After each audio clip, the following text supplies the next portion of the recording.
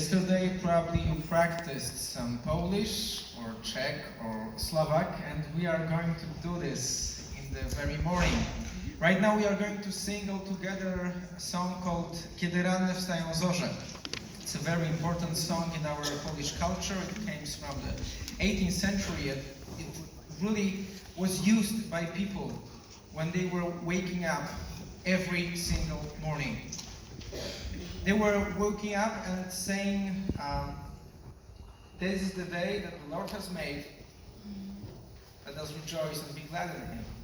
And they were singing that song all together with their children, with their grandchildren, with their parents, grandparents. That song really came into our culture and history. And today we would like to invite you to join us while singing. And just one reminder, why did you get up today?